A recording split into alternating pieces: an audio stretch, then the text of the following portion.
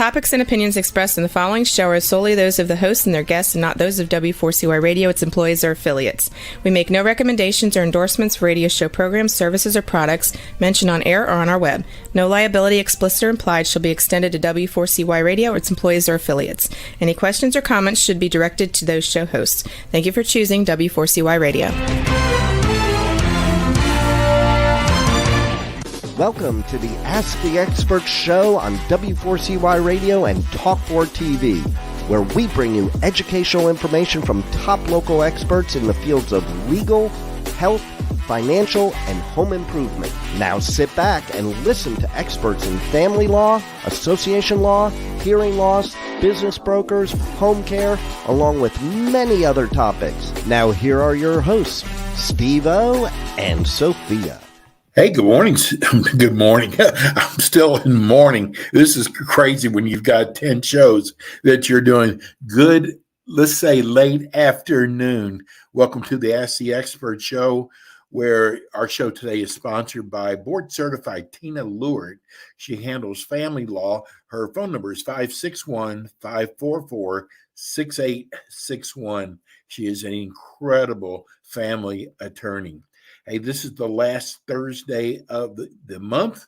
That means Kaye Bender Rembaum, our community association law, our most popular show. And we have an attorney who's coming back with us today. Let me welcome Alan Swartseed. Hey, Alan. Hi, Steve. How you doing? Great. Glad to have you back. We got a lot of great questions.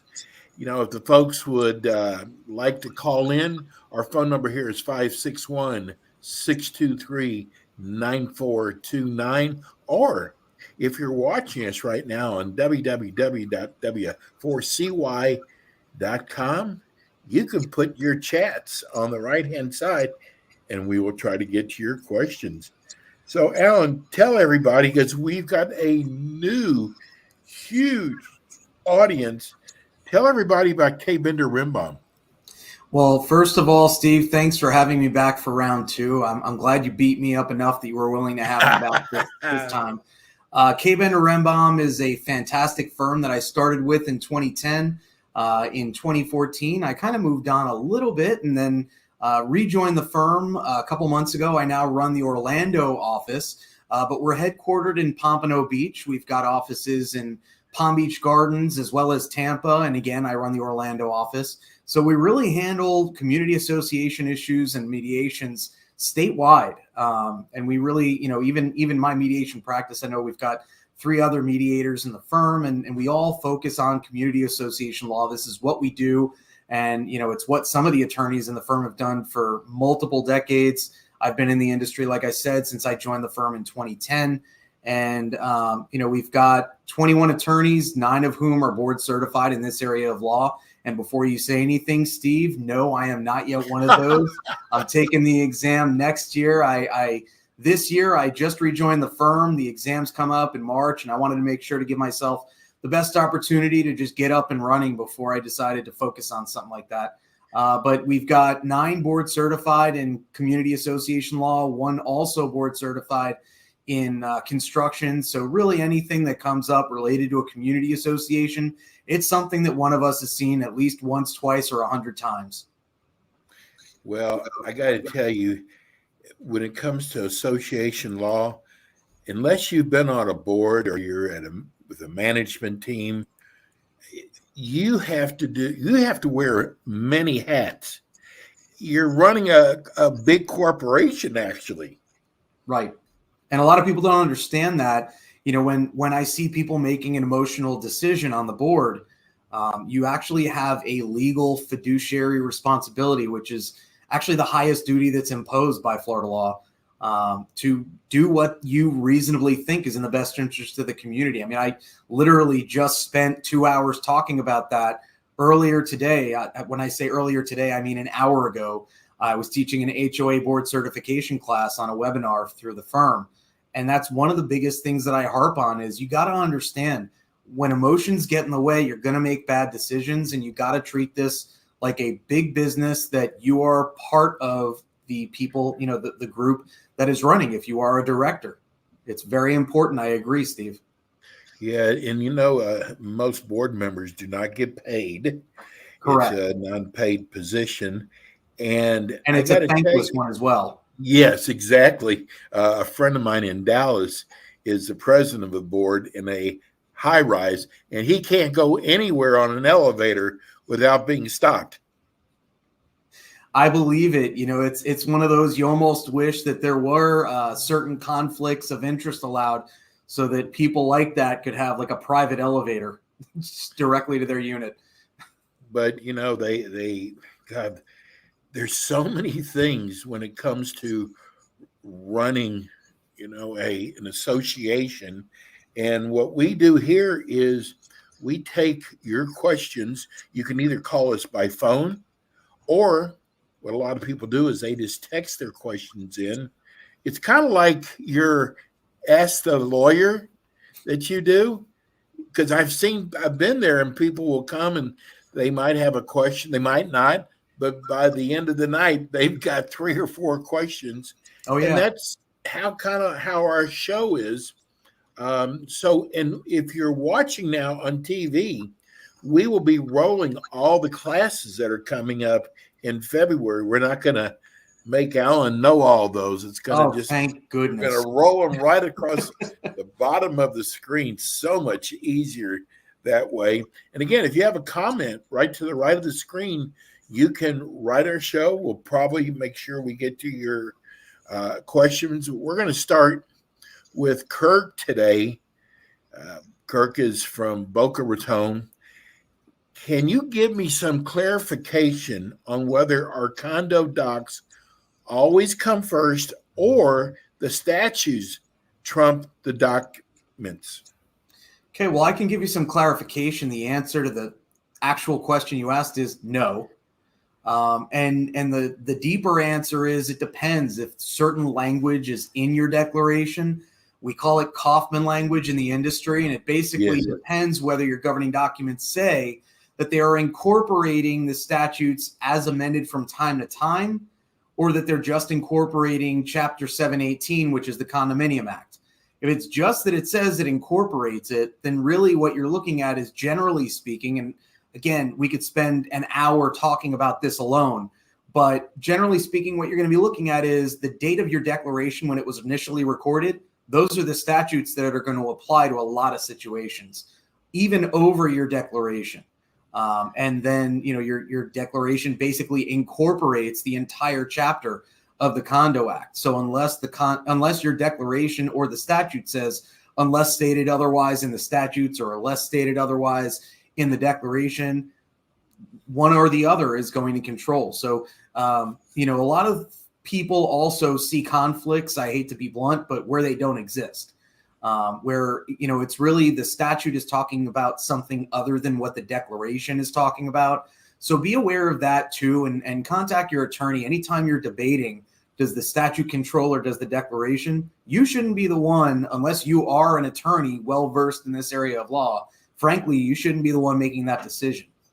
And I'll go so far as to say, even your manager shouldn't be making that decision for you. Right. You should really be contacting your attorney if you have that question as to any particular issue that you're dealing with. Alan, when I was coming over to the office to do the show, I got 2 phone calls because people have access to my phone, my text, and 2 unusual questions. One was, it was from a board member, and he wanted to know if it's true that he is liable for knowing all these new statutes that are being put in front of us. Well, so the answer is, if you're in an HOA, there is less potential liability, but the answer is, for an HOA or a condo, technically you are required to either certify that you've reviewed and will uphold the statutes and the governing documents. And the statute includes amendments to the statutes. So to some extent, you're obligated to know, and to a more limited extent, you're obligated to know that you need to contact your lawyer and say, has anything changed since the last time you gave us guidance on this issue? If it's something where you should be using a law firm like ours that basically gives you that information via updates on a regular basis. I mean, Robert's got his newsletter that outlines those issues. Jeff Rembaum's got his Rembaum's Roundup, and all of those are things that I strongly recommend that everyone subscribe to that has any interest in community associations whatsoever, because they're going to be where you can find a lot of that information, even if you're not following along with the crazy things that the legislature might be doing, or frankly, sometimes the good things they may be doing. The short answer, since I've talked for a couple minutes about this, is yes, you're obligated to know, but only to the extent that you're obligated under that fiduciary duty to do what you reasonably think to be in the board's in the association's best interest. And if you have no idea what the statutes say, then you can't really be expecting to know what's in the association's best interest, because you will have no idea whether you're violating the law or not. Now, there are laws in condo land where it's not that you have to know about them, but you have to comply with them or you can be held personally liable. So the context of the question was in an HOA. So the brief answer is generally no, you don't have an obligation to know. But as a director, I would think you would want to. Yeah, really. And then in a condo, yeah, you can be held personally liable for not complying with certain statutes, specifically the ones that came out over the last year in July regarding all of the new condo requirements, et cetera, where, the board has to go through, and I'm sure that it's been discussed ad nauseum on your show, but the new SIRS and MER requirement where you're basically studying the integrity of your building. The other question that was asked, I really probably know the answer to this, but I'm going to let you answer it. Thanks. Why are the laws different from condos and HOAs? Why don't they get together? It seemed like that would make it easier if the laws were basically the same. My answer is that would be way too logical. But the real answer, frankly, is that the condo statute was created to create condominiums. The HOA statute was created to basically give a statutory scheme to address what was already in place. All these covenants already existed. All these HOAs already existed. Condos didn't exist until the statute said, yeah, you know what? You can subdivide up that building. That's okay. And it'll be a separate piece of real property. And so the Condo Act generally is more restrictive because, and it goes back to what we discussed with this Kaufman language and whether it incorporates. The reason that is necessary and important is because everyone has a constitutional right, both under the U.S. and Florida constitutions, to have their contractual rights remain what they were before. And when you start changing those rights by enacting statutes that say, I don't care what's in your governing documents, now you got to do it this way, even though you've been doing it a different way for 40, 50 years, you start infringing on those rights. And you start saying, well, you no longer have the right to do X. So the legislature with respect to HOAs has been a little bit more controlled, I guess would be the appropriate word, because there are substantive rights that are being changed, and those changes could potentially be a constitutional violation. So the legislature is basically saying, we don't want to be overturned by the Supreme Court of Florida. We're going to go ahead and leave some of this stuff different. Now, from my purposes, yeah, it'd be a lot easier if I got one set of documents that governed everything. And other than this, the few issues where, by the way, one of the other reasons is the ownership of the common areas and common elements and the maintenance of the common areas and common elements is also very different. So you'd still need to account for that, even if you conjoined most of the statutes.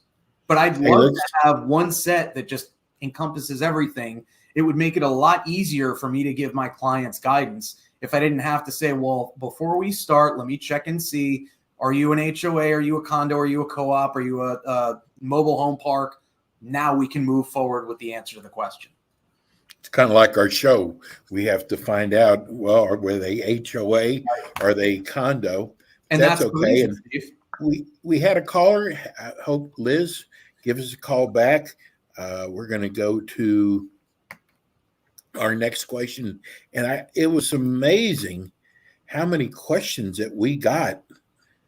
It just broke all records. We're going to go to Jen and Davy. Jen wants to know if one person holds two seats, for example, president and treasurer, do they get two votes? Well, keep in mind, and we talked, I believe, very briefly about the distinction between officers and directors.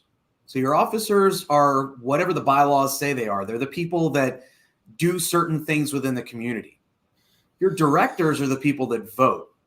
So you're not going to hold two director positions as one person, unless somehow you figured out a way to own multiple corporations, both of whom have designated you as the director on behalf of multiple units, which is rare, but I guess possible and definitely not recommended. So the short answer is no, you're not going to get two votes because you're not going to be two directors at one time. You might have two positions as officer, but not as director. Steve, you mentioned the different hats people wear. You know, an officer and a director are usually the same people, but they're not always. And then there's also the members who are not voting at these meetings, but get to attend them when it's a board meeting. So again, bottom line, no, the short answer to the question is no, because the directors are the ones that get to vote, and you're not going to be two directors at one time, even if you're two officers at one time. Okay, let's go on the phone lines to Claude and Tamarack. Hello, Claude. Claude, are you there? Do we have Claude one more time? Claude, are you there? Okay, let's put him back on hold and see if we can get him to come to the phone. We're going to go back to our text, our questions. Oh, did we just hear Claude? I think I hear him. All right. Okay. You have a question for Alan? Yes, I do. Go right ahead. What is it? Okay, my question is, we had an annual board meeting where the proxies were 22. We need 50 altogether, and it didn't make it, but the elections took place, and the situation ends up being that there were 5 vacancies to fit on the board of directors of 9. But since the proxies did not did not make the amount that they needed for a real election, and with 5 vacancies, there was only 2 other homeowner members that wanted to be in it. Can the old board, because there were vacancies, can the old board during election season, not in the interim of the year, can they allow those who want to be part of the board with the vacancies for them to say yes or no, because they might not be in full agreement with the old board members or not? So if I'm understanding correctly, you had an election meeting scheduled, but you didn't have a quorum, which means technically you didn't have an election. Correct? Correct. Okay. So Correct. technically the old board carries over, and they get to decide whether the other 2 people that wanted to be on the board can sit, or if they're just going to remain. Generally speaking, when you can't get a quorum, the old board just carries over, and you don't need to go further than that. If one of them or more of them were willing to resign, or there were vacancies after that carryover, in other words, one or more of the directors who were on last year just said, you know what, forget this, I'm not interested anymore, this was too much of a hassle for me, then the remaining directors would appoint whoever else among the members is willing to sit that they want on the board. It doesn't go the other way around, the way that I think you were describing it, which was that the people that wanted to be on are automatically on, that were not previously on the board, and they get to decide who among the former directors gets to continue. The former directors continue, and they get to decide which of the new members that might have sat if the election had taken place are going to be on the board this year. Okay, so just to be clear, because then I have a part two of this question. My circumstance is that, let's say, during election period there were about 40 people there, and like I said, 2 people wanted to be part of the board, where because there would be, for the following year there would be about 5 vacancies instead of the complete 9. Couldn't the 2 of the members that live in the community say, I want to be part of the board? Whether the board will continue, the old board will continue, but those 2, wouldn't they not have the right to be on the board, being that there were vacancies, without an election, obviously? Because if it would have exceeded 9 people, then obviously, yes, the proxies would carry on for the following time that they would be continued election. Does that make any sense, what I just said to you?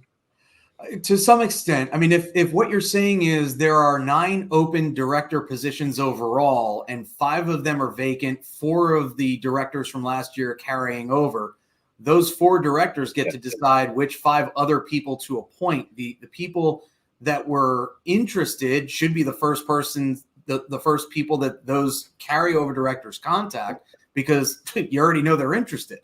But it really is up to the existing directors to make a decision as to how they want to run everything.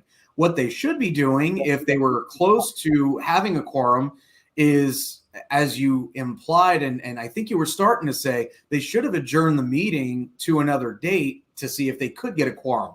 But when I say should, I don't mean they were legally obligated to.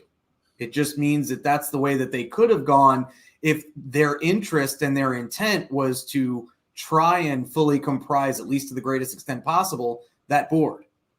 Now, they should put those 2 people on because those were 2 of the people that wanted to be on the board.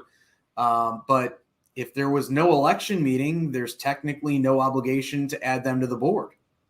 I think that it's questionable, but because there was no election meeting, there was nothing that occurred. Unless you're in a condo and they declared not that they wanted to be members, I don't really see a legal basis to obligate the existing directors to put them on the board. Does that make sense? Does that answer your question, Claude? Does that answer your question? Okay. The answer is Claude's not sure and he's not really happy with it. but that's my analysis. Without looking at the statutes directly, that's the way that I would evaluate it. Okay. So if you have a question, we're going to go to break right now. When we come back, we will have more with Attorney Alan Swartseed. Do you have the phone number, the toll-free number for Kaye Bender Rembaum? I don't have the toll-free number offhand, but if you contact our Pompano office, that'll get you through to whoever you need. It's 954-928-0680. Very good. Kaye Bender Rembaum, they're with us the first and last Thursdays of the month. We're going to go to break. When we come back, we'll have more. We'll be right back.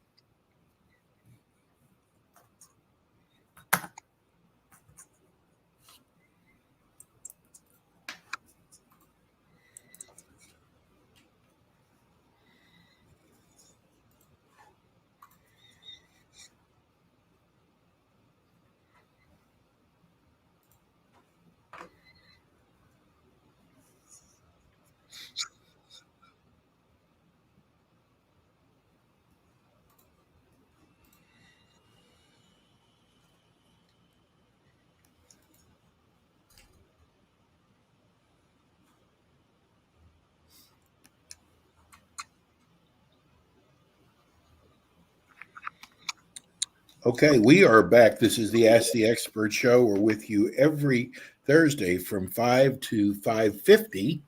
And if you want to watch us on TV, you can go to www.w4cy.com. You can also listen to the podcast by going to the same site.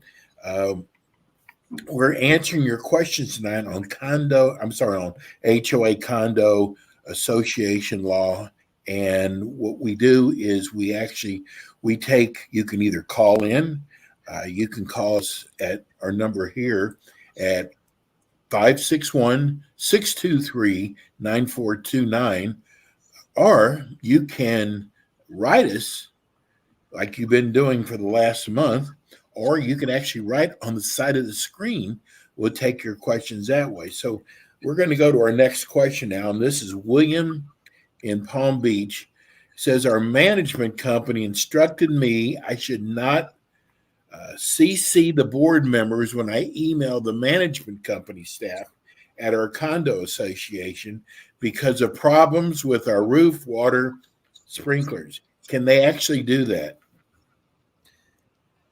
I don't know that they can necessarily say you're not allowed to CC the board directly, but they're probably trying to direct all communication through the manager for the purpose of not having the directors bombarded with emails from every member of the community. The property manager is there literally to serve the association. And yes, to some extent, so is the board. But if a manager's been hired, you as a member of the community are paying their salary. You might as well just go ahead and let them do their job and make sure that, that those items that you want passed along to the board get to the board. If that instruction has been given, I'll just be blunt. Chances are the board is ignoring every email you send. And that is, again, for the purpose of ensuring that the board is able to live their lives as volunteer officers and directors of a corporation, not for profit. And that even if they are using that email address only for association purposes, which, by the way, is always my suggestion, if you're a director, have a separate email address just for association business. But even if they only check that, once every other day, there may be multiple emails from the manager that they can't see because they have 50 emails from members that the manager should be dealing with. So can they tell you you are directed and legally obligated to ignore the directors in your emails? Probably not, but they could send a cease and desist letter directing you to do it. They could, basically treat you as a nuisance if you're not willing to follow the association's procedures. And if there is a policy in place that the board has adopted, or a rule, regulation, whatever you want to call it, that basically says, we're going to hold the members accountable for only communicating with the manager, that might be enforceable. But without that kind of rule in place, I would do it just as a courtesy. But, if you really want to push the board, if you want to bombard them and expect that they won't really maintain and operate the community the way that they're supposed to, I suppose that's your prerogative. Okay.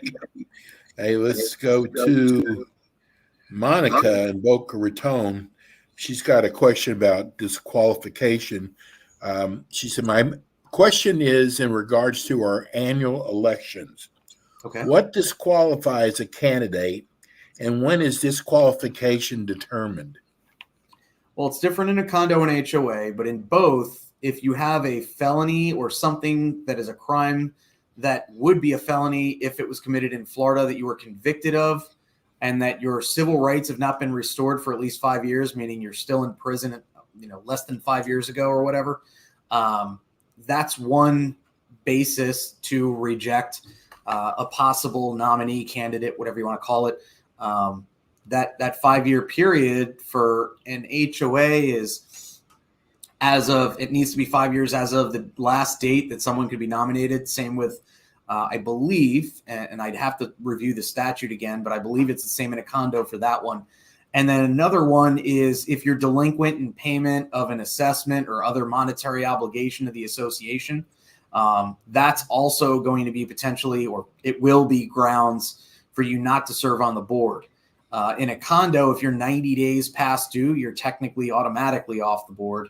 I believe the same applies in an HOA. And I believe in an HOA also, if you are delinquent at all as of the date that you would be last allowed to serve on the board, that might be the 90 days. I might be mixing these up again. I would need to look at the statute to verify the specific dates, but it's basically if you owe money to the association or you've been convicted of a felony and haven't had your civil rights restored for at least 5 years, or you've been accused of theft of association funds and you haven't had, and there's an actual police activity and I can't think of the word, an indictment that's been brought down. In other words, the state's attorney is actually pursuing it. Those are some of the reasons. And obviously, if you've been convicted of that in recent history, you can't serve on the board either. Here's an interesting question from Jack in Boca Raton. He says, our condo exterior is being done where they are changing the color. So it's a common element, but a vote was never taken. What can we do about this? Well, presuming that a vote was needed, which most likely it was of the members, because that is generally called a material alteration if you're changing the color. If it's something that you're doing for the purpose of protecting, even though you're changing the appearance, that's okay. But if you're changing the color, I don't know that would protect the association. You're just changing the color. What could be done? Well, you could try and get a temporary restraining order, basically an injunction that a judge would tell the association you need to stop doing what you're doing. Now, for practical purposes, chances are that judge is going to tell the association, go get the vote. And the association will try and get it. And then what happens when they can't get the vote is, well, you've just spent association money both during the litigation and on the initial painting project. Now you have to spend more money painting it back to the original color. So for all intents and purposes, what you're doing is, unfortunately, as much as this is not what you want to hear, you're basically costing yourself more money by way of assessments. Alan, if you are going through a divorce, you go to family court. If you've committed a crime, you go to the criminal court. What court do you go to if it has to do with the association? Well, you're going to go to civil court, but it depends because there are certain things you need to do before you can file certain lawsuits regarding a condo or an HOA. In condo world, which is a different world from what I call it, you're basically looking at potentially arbitration. My preference, as I mentioned, I'm a certified mediator. I would much rather go to mediation, which is the alternative that was put in place about a year ago. Arbitration is with the DBPR, and that's going to be basically where someone makes a decision that is, unless the parties agree otherwise, non-binding. In other words, you're going to take the time to basically go through a mini lawsuit. And at the end of that, you've got a piece of paper that says, if you want to enforce this, go file a lawsuit. Whereas in mediation, you get the parties in a room, you make a determination of, okay, well, can we settle this with someone that's impartial trying to push the parties toward that settlement? And if you're not able to settle it, or if you offer mediation and the other party ignores it or doesn't agree to mediate, then you file your lawsuit and the judge will make a decision. But I find mediation overall less costly, more effective and efficient because arbitrators are allowed to be just that, arbitrary. And, not to knock the DBPR, they do good work. But the reality is that because of that case law that says that an arbitrator in this capacity can be arbitrary, you never know what you're going to get. There are new arbitrators that come in all the time that don't necessarily have the background in community association law. You've also got a lot of decisions that are made even by the same arbitrator on the same community, on almost the same facts, that it comes down completely different for whatever reason. So bottom line, the answer to your question is we end up in civil court, whether that's circuit or county, depends on what the lawsuit is about, because it could be a covenant enforcement, or it could be a foreclosure, or it could be where someone was injured on the property. That's all going to be civil by the time you make it to court. Okay, let's go to our screen. Linda, she wants to know, can 3 members of a 7-member board appoint themselves as the only board members who can interview insurance agents and exclude all the other board members and interested owners? Okay, because of the way that the question is phrased, my answer is no. Okay, and the But reason for that is, can 3 of 7 directors appoint themselves? You need 4. You need a majority. So a minority of the board. The only way that this could work if as 3 of 7 is if you've got a quorum of 4 at a board meeting and 3 of those 4 vote in favor of delegating that authority to these 3 directors.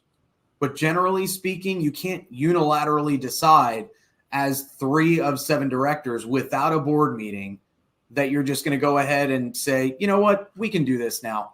So again, the short answer is, as phrased, the answer is no. But if you do it the right way by having a board meeting, even if only 4 directors attend, 3 of them is a majority, and then you've got the proper vote. But you can't just delegate yourself the authority.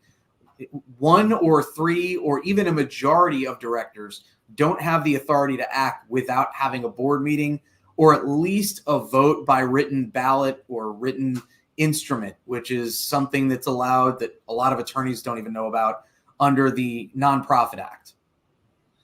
She is actually following up. Okay. If the bylaws state that the board and committee meetings can be, I don't know if you can see it up here, I can, thank you. recorded if the owner submits the intent to record in advance, can an owner be denied the opportunity to record at the beginning of the meeting? No, Florida law is clear. You got to allow that recording. All open board meetings. The only way you'd be able to avoid that is if it's a closed meeting. In other words, it's with counsel for the purpose of discussing ongoing or potential litigation, or it's with one of your you're discussing employment matters, of the association. So generally speaking, any meeting that needs to be open in general is also subject to being recorded. Okay, and with a follow-up question, are there any special sorts of board meetings or committee meetings that cannot be recorded if the owner complied with all the requirements of the bylaws regarding recording? Well, I think my answer to the last question is pretty much the same as the answer to this one. Unless it is a closed meeting of the board or a committee, you got to allow the recording. So then, can a board member discuss condo business on email? How does that differ from holding a board meeting and not allowing owners to attend, since owners are not privy to the board discussions? So the Florida statutes are also clear that the board can communicate via email. You just can't vote via email. Okay, so the difference between a board meeting, which is conducting association business, versus emailing to discuss, usually my recommendation is you use the email to figure out, what are we even going to consider during the board meeting? Is there something that we're just completely ruling out? And if the answer is, well, we've ruled this out, then you don't need to discuss it at the board meeting unless someone specifically asks about it during the board meeting. So that's the short answer is, you're allowed to communicate via email by statute. You just can't vote via email. Okay, we're going to go and take our last commercial. Let's give everybody the phone number again, the Pompano number. Sure, and Jeff was kind enough to text me the. He's good at that. Number. Not that you're surprised, Steve, but yes, that is 1-800-974-0680, and again, Pompano, which will get you to anyone not toll free, is 954-928-0680. And I saw a bunch of the things that are scrolling across the screen. Just to let everyone know, that's a few of the things we've got coming up in February. We just added an assessment class that I'll be teaching in late February. We've got a couple others. So I would just invite everyone to take a look at our website and in the calendar section, rather than wasting everyone's time going through everything that's going on, since you so kindly posted everything at the bottom of the screen. KBRlegal.com. Yes, sir. Great website. There's so much educational information on there. We're going to go to break, and we'll be right back. And we are back with the Ask the Expert show on W4CY Radio and Talk4 TV with your hosts, Steve-O, Sophia, and their expert guests. Wow, that was a short break. That was the break I've had all week. Yeah, that was a short break. Anyway, we're here with Alan. He's an attorney with Kaye Bender Rembaum. Kaye Bender Rembaum is, they've been with us almost 6 years now. We do a show the first and last Thursday of the month. We welcome your questions. This is association law questions. Alan, did you know you were going to go into association law? No. Matter of fact, I started out, I started practicing law in 2008 with the full expectation that I was going to be a transactional real estate lawyer. I was going to do real estate closings and commercial buildings, things of that nature. And in case anyone can think as far back as 2008, that was not a great time for commercial or residential real estate. So I ended up in foreclosure, in mortgage foreclosure for about 2.5 years. And then I joined Kaye Bender Rembaum doing community association collection. And here we are today. But no, this was 100% not my intent and 100% something that I'm thrilled that I ended up in. Let's go back to our questions. This is Julie in Boca Raton. Can a condominium board member be removed for not following Florida Statute 718? It depends what portion they're not following. So the short answer is yes, there's a procedure called a recall, and you can remove a director for any reason using that procedure. But if it's specifically for wrongdoing, they need to actually have breached some fiduciary duty. In other words, it goes beyond just, well, I made a mistake. It's got to be real malfeasance. The short answer is it depends whether your governing documents, specifically your bylaws, allow the rest of the directors to just vote someone out. Chances are they don't. It's rare that type of provision is included, but you never know. I would check your bylaws to see what is required to remove a director. If there's nothing in there, then chances are it's just a matter of, well, if they did wrong and it was a unilateral act that the board didn't actually approve, you might go after them for that. If they're just voting in ways that make no sense, just outvote them during your board meeting. You know, the hottest game right now is pickleball, and we get so many questions about pickleball court. So I chose one. Says, what if a condo is adding pickleball courts markings to our tennis courts? Is that considered a material alteration? What if we wanted it's going to serve both purposes, tennis and pickleball? I think that one's actually more questionable than what I anticipated you were going to end with. Because I thought that it was going to be that you were changing from tennis courts to only pickleball. That, I would say, is a fairly clear material alteration. Yes. But if you're just taking what's already there and adding to it, and you're not taking away the tennis court markings, you're not taking away the fences that usually surround the tennis court, you're not changing the flooring material, the answer is it's going to be up to a judge. That's really, I would say it might qualify as a material alteration because you are changing the overall appearance, but you're not changing the function. You're not changing anything else. It's one of those things that if someone came to me back when I was representing individuals, now, our firm really only represents community associations. But, a couple of years ago, if someone came to me, I would let them know during a consultation, listen, I might be able to take this on. We could win, but it's 50-50 at best if we try and challenge it.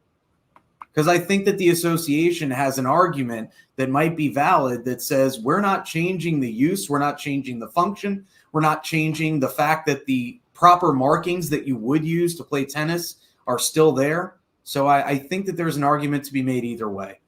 Okay. That's the real lawyer answer for you for once. Okay. Let's go to Parker in Deerfield. Did the request to inspect condo documents change from 718 to 720? I'm not quite sure what that means. The statute is almost identical. The only thing that is different between the statutes that's materially different are the time frames of how long each type of community needs to retain those documents, what needs to be placed in them. But in reality, both of them contain what I call a catch-all. That's basically any other records associated with the association's business. So really, the answer, I guess, is no. I'm not quite sure what the exact question was, but it sounds like you're asking, are the statutes different? And the answer to that is really only in the time frames that you need to keep things. Okay. Let's go to, we've got about 5 more minutes left in the show. We're going to go to, let's go to Brock in Hollywood. There was a special assessment approved by our board members within 14 days to pay $6,000 per unit for 16 buildings and pool house to be re-roofed. My unit is not on the list. Is this legal for me to have to pay this? I'm not quite sure what list you're referring to. Yes, a special assessment generally is legal. As long as the association provided notice at least 14 days in advance of the meeting when they were voting on it, and that notice specified what they were going to consider, that it would be a special assessment and the amount and the nature of what they were going to do with the money. Yeah, I mean, it's super unfortunate, but from what I can hear, it's entirely feasible that this may be an emergency situation where the roof is caving in and they got to replace it right away. Right. And they can't take the time to go out and try and get a loan. So they have to charge the members and try and get this money as soon as possible. I'm not saying that's what happened here, but that's what it sounds like to me.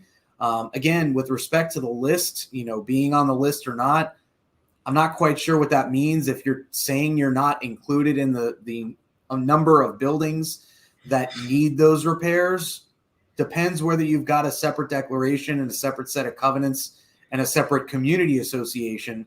If not, then the only way you would get out of that special assessment is if your governing documents actually say that there's some kind of separate budgeting process or separate assessment process or something for each building of the community, which I have seen in the past. Okay. Let me see if I can get a short question here. Sure. And we understand that Comcast is having some kind of outage tonight, so I hope it's not affecting our listeners. Is painting the residential buildings in a condo considered material alteration requiring members to vote? So I think we kind of touched on this earlier in the show. It really comes down to, are they changing the appearance of the building?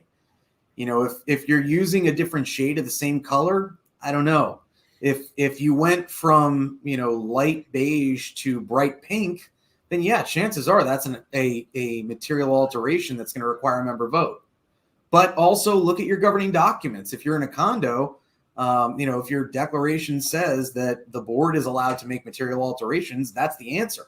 Or if your bylaws say it. So you probably need to look at your governing documents. Generally speaking, that's something that will probably require a member vote. But I just can't give a straight answer because it depends on your documents. Well, we've come to the end of the show. We've got several people who wrote in. We will take their questions and add it to next month. Alan, you're a wonderful guest. I appreciate that. I love the way you explain everything and you put it into layman's terms that we can all understand. I certainly try to, Steve. Thank you so much. And let's hit that toll-free number.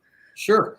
800-974-0680. And the name of the firm is Kaye, Bender, Rembaum. They handle association law. And I am telling you, we've been associated with them for the last 6 years and get nothing but rave reviews from their clients. Alan, thank you so much. And we will see you all next Thursday at 5 o'clock. Have a good weekend. See you then. Thanks, Alan. Thank you, and thank you, everyone, for listening. Thanks for tuning in today to the Ask the Expert show on W4CY Radio and Talk4 TV. Tune in next week and every week to hear more from our experts on personal injury, insurance, air condition repairs, estate planning, Medicare, and many other topics in the areas of legal, health, financial, and home improvement. See you next week.